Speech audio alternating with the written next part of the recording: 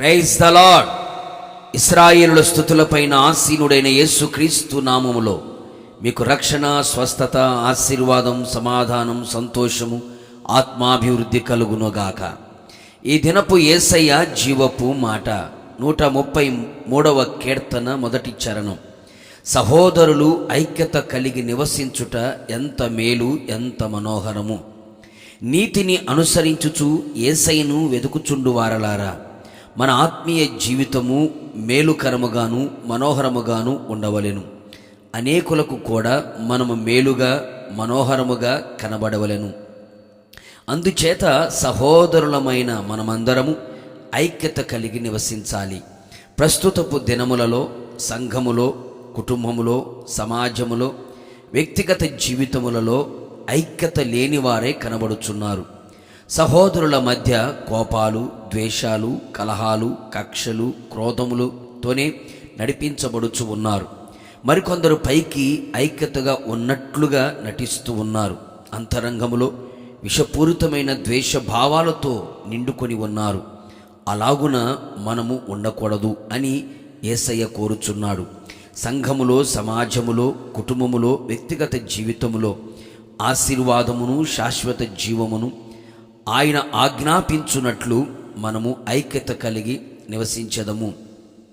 మనము ఈ భూమి మీద ఉండి కొంతకాలమే గనుక అందరితో ప్రేమతోనూ, ఐక్యతతోనూ, సమాధానముతోనూ జీవించదము. ఒక్క రక్తముతో కడగబడిన మనము, ఒక్క ఆత్మచేత బాప్తీసం పొందిన మనము, ఒక్క ఆత్మను పానము చేయుచున్న మనము, ఒక్క రక్తమాంసములలో పాలి భాగస్థులమైన మనము, ఒక్క శరీరములో అవయములుగా ఉన్న మనము, ఒక్క బోధలో నిలిచి ఉన్న మనము, ఒక్క మనస్సు, ఒక్క అభిప్రాయం, ఒక్క తాత్పర్యము కలిగి ఒక్క అడుగు జాడలలో నడిపించబడవలెను. సమాధానమనే బంధము చేత ఆత్మ కలిగించు ఐక్యతను కాపాడుకొనుటయందు శ్రద్ధగలవారమై ప్రయాసపడి ఉండెదము.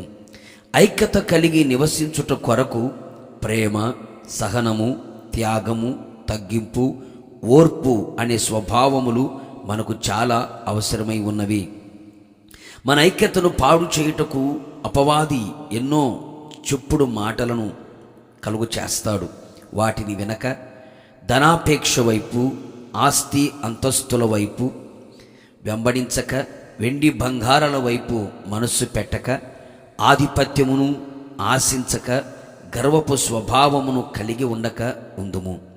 క్రీస్తు మనలను ప్రేమించి సహించి మనతో ఎలా ఐక్యత కలిగి ఉన్నాడో అలాగే మనము కూడా దేవునితోనూ, దైవ సేవకులతోనూ, దేవుని సంఘముతోనూ, సమాజముతోనూ, కుటుంబముతోనూ ఆత్మ ద్వారా కలిగే ఐక్యతను కనబరుచుచు ఆయన ద్వారా మేలు, ఆశీర్వాదం, నిత్య జీవము పొందుకొని నిత్య రాజ్యములో ఆయనతో కూడా యుగయుగములు నిలిచి ఉండేదము. ప్రార్థన. కృపాసత్య సంపూర్ణుడమైన యేసయ్య, ఈ పరిశుద్ధ పాదములకి కోట్లాది కోట్ల స్తోత్రములు చెల్లించుచు ఉన్నాం. మేము ఆశీర్వాదకరముగా, మేలుకరముగా, మనోహరముగా ఉండునట్లు మీరు మా జీవితంలో ఇట్టి ఆశీర్వాదాలు ఆజ్ఞాపించున్నట్లుగా మేము ఐక్యత కలిగి నివసించాలని మీరు కోరుకున్నారు.